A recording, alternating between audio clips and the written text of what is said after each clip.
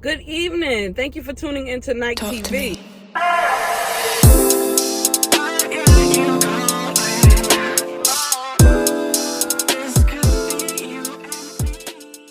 So I'm on my way home from work, and it occurred to me that every single day I pass a significant crime scene. A little girl named Faye Swetlik, who was 6 years old at the time of this crime, lives right near my job. So I said today I got off a little bit early. I'm going to make it my business to go through here to show you guys where she lived and where the crime occurred. So this is an impromptu murder on the move. Let's do it. So as you guys can see, this is the area where Faye lived. I'm not on her block yet. I was coming over here to just record my intro and to be a little bit respectful. You know, I know how it must seem for people to come and treat your neighborhood like a tourist attraction. It's really not. This was really a horrific crime. But I just thought that this was something I needed to bring to the forefront. Usually I do cases on individuals who are incarcerated at the South Carolina Department of Corrections, but unfortunately, or fortunately, however you want to look at it, the suspect in this case, he did kill himself, so there's nobody to bring to justice. They do know who did it. They are not clear on a motive, but I'll tell you guys more about that once I leave the area. I just wanted to show you the neighborhood where little Faye lived and where her bus traveled. So here it is, and if you give me just a moment, I'm going to go up to the house. I'm going to try to get as close to it as I can. So just give me a second.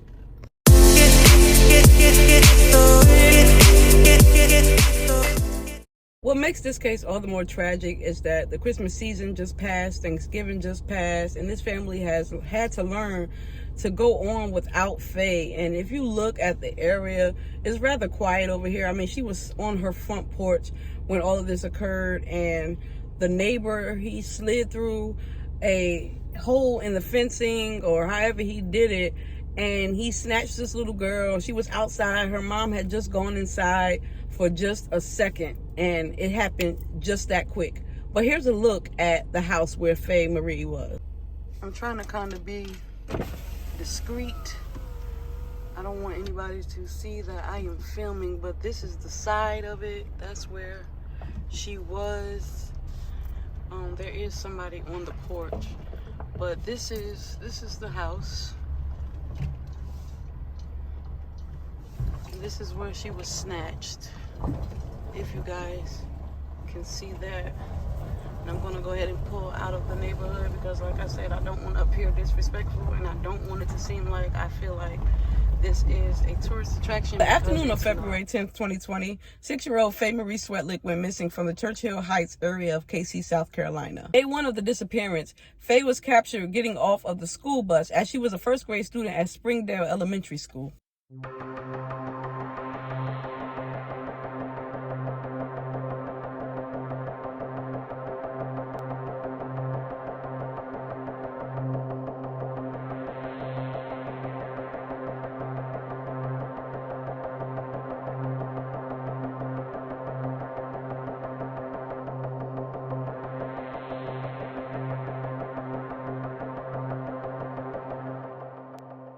Let me apologize now for any outside noise you may hear. There's an ambulance and a fire truck in the area.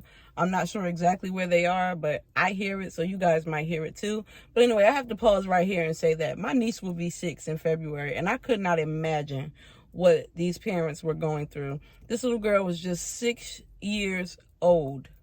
6. Which means she would have been 7 this year. My other niece is 8. Like, I just could not imagine the sheer terror of knowing that you turned your back for a moment and your child was gone. But getting on with the story, her mother says she had last seen Faye at about 3:45 playing in the front yard. They both were out there, but I think her mom had to go in the house for a moment. She frantically called 911 after realizing she couldn't find her daughter, but that wasn't until about 5 p.m.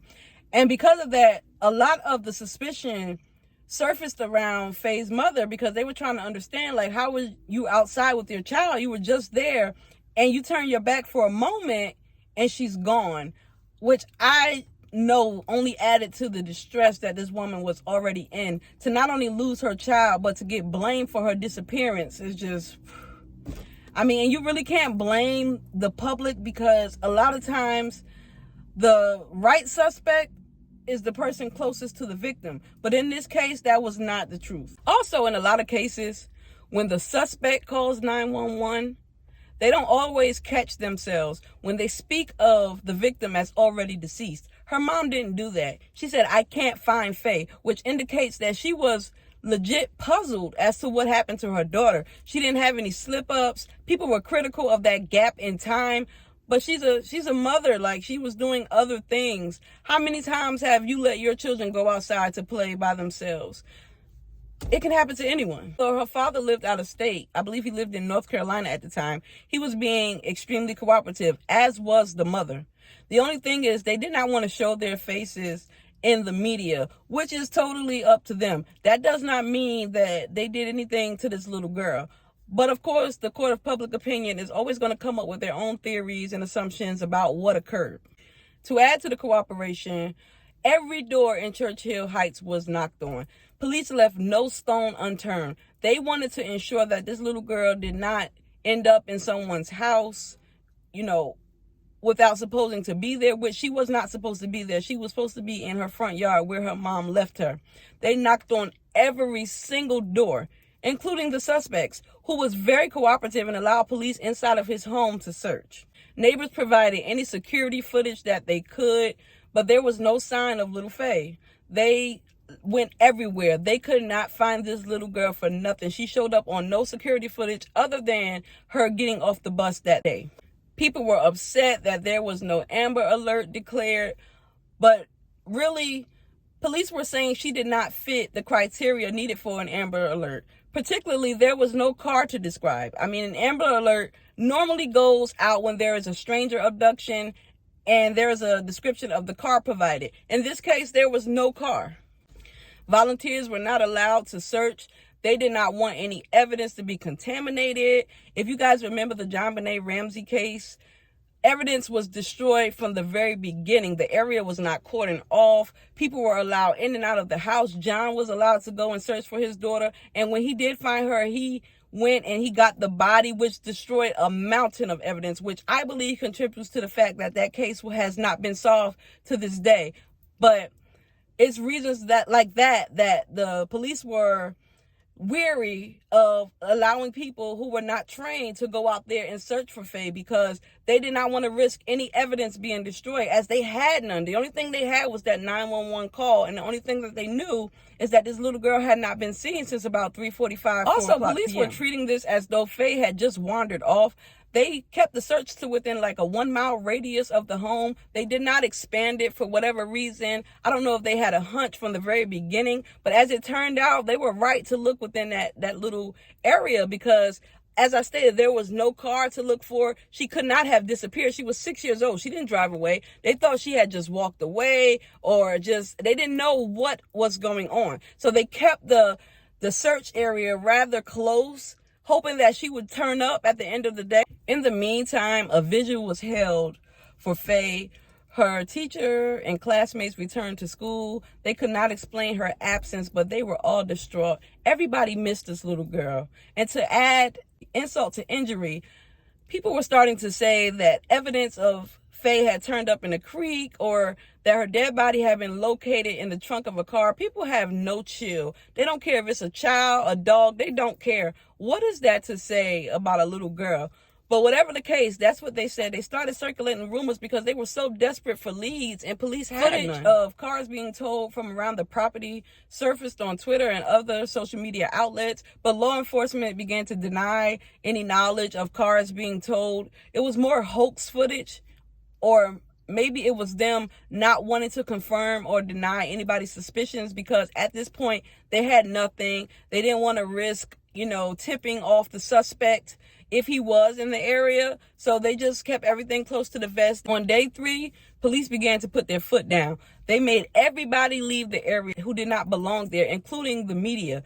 They went and they searched everything, including the trash, where finally an item from Faye's missing poster was discovered, a polka dot rain boot. The boot was not in the trash from the unit that Faye lived in, but it was from within 500 feet of that same duplex in a neighbor's trash can.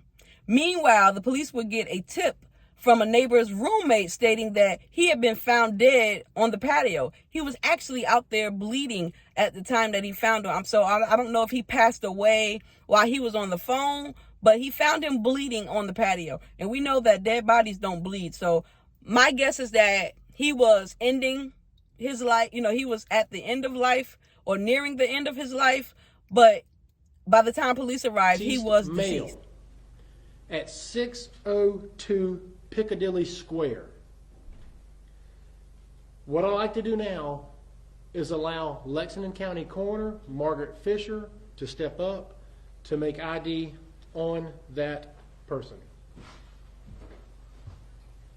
Hey everybody, I'm here to identify the male that was found on the scene. So I'll spell his name. It's going to be a Caucasian male. He's 30 years old. His first name is Cody, C-O-T-Y. Middle name is Scott, S-C-O-T-T. Last name is Taylor, T-A-Y-L-O-R. He did reside at 602 Piccadilly Square, and as you know, the autopsy for him will probably be on Saturday as well. And we won't know any information on the cause of death until after the autopsy is completed. That neighbor was 30-year-old Cody Scott Taylor, who was a graduate of Bluffton High School. He was known for having mental illness and several run-ins with the police. So he was already known to law enforcement. And as a matter of fact, the roommate was gone the night that Faye disappeared. So they actually went to Cody's home, and he gave, speaking of the police, he gave permission for them to search his home. Cody had attended the University of South Carolina at the Bluffton campus, but he did not finish. He also had a job at Jimmy John's sandwich shop and a girlfriend, according to sources. I don't know how true that is, but according to sources, he did have all of that going for him, except for the fact that he did not finish school at USC. Sadly, Faye would be found in a wooded area near her home, a place that had already been canvassed and searched by police. So police believe she had been moved there under the cover of darkness because where she lied is not where she died. They had also uncovered a ladle with fresh dirt on it, which police believe had been used as a digging tool. So Faye's body was meant to be buried, but I'm guessing that plastic ladle could not do anything for him, so she was left on top of the earth. Cody was not initially named as the killer, but they had a pretty good indication that it was him because DNA tests confirmed that his DNA and Faye's DNA had been linked, and there was no other way that that DNA could have gotten on him or on her unless he had been the one to abduct and to murder her. Police would not speak to the condition of the body, but they did say that it was found between her home and a Napa Auto Parts store, a store I pass every day on my way home. So her body was just left there, although that area had been searched several times. So under the cover of darkness, this man dragged her from his home or wherever he was keeping her because, as I stated, police came, they knocked on his door. So that means Faye was already deceased at the time that they came and they searched his home. So I'm thinking they could not have done a thorough search because if the little girl was already there and she was already deceased, then that was more of a surface search than I thought it was. Regardless, it is very, very sad that we live in a world such as this where people can snatch little girls from their front yards and do it without a care in the world. Faye's body was sent to Charleston, South Carolina for autopsy, and then a police escort brought her back to Columbia. If I can find the footage of that, I'll try to include it. It was really a beautiful sight to see.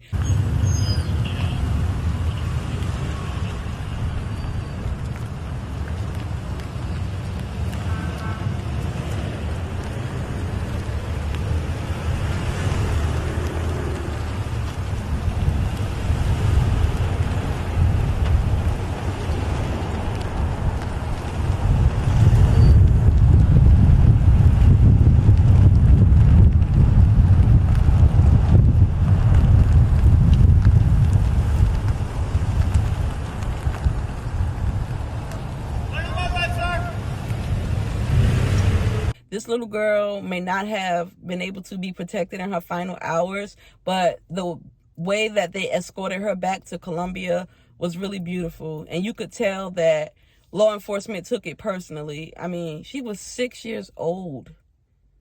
But all's well that ends well, because Cody met the same fate.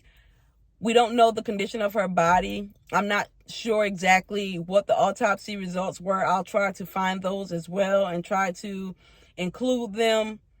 But they knew it was a homicide, especially for the fact that she was just left outside. Faye was 6 years old with reddish blonde hair. She was only 3.5 feet tall and weighed 35 pounds. A helpless soul, a helpless little girl who did not stand a chance of fighting off this grown man who took advantage of her, who took her from her front yard. And I know he closed her mouth. He had to have put his hand over her mouth for her mom not to hear her. I can only imagine how quickly he took her and he left. And what I don't understand is those houses are so close. It's not even really across the street. It's just really across the parking lot. And people are sitting outside now. So I only imagine, like, was she on the side of the house? Was she in front? Like, I know it says the front yard, but it's hard for me to imagine that he could have done this so quickly without anybody seeing him, because everything is mashed together. As a matter of fact, there is a little apartment complex.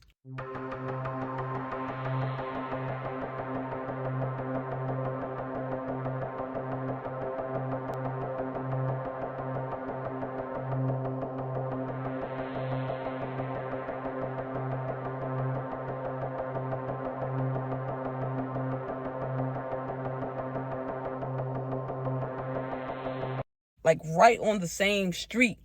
There's spaces in the woods, spaces in the gates. How did nobody see? But I guess when things are, I don't want to say meant to happen, but when things are destined, it doesn't matter if 1 million people are there. If it's already written for us, it's going to happen, which is scary to think about. All I can say is keep your kids close. Understand that this world is cruel and people don't care about them the way that you care about them.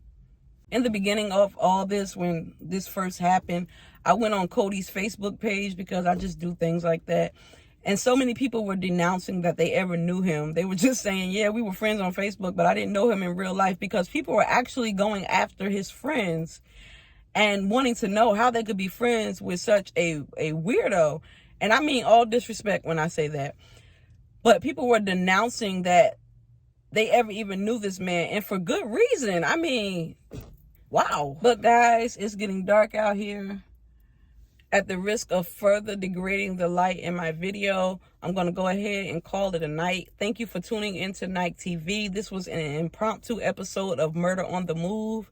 But I thought about it, and I realized that I go past this place every single day, and I wanted to bring this episode to you guys because it was just an opportune time. I had a little time today, so I hope you enjoyed it. Go ahead and smash the like button, comment, subscribe, do all of those good things. Tell somebody to tell somebody to tell somebody. Let's grow this channel. My success is your success. See you guys in the next one.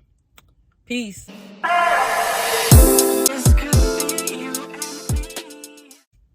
Look after yourselves and stay safe. Hug your kids. Keep them safe. Stuff like this has got to stop happening.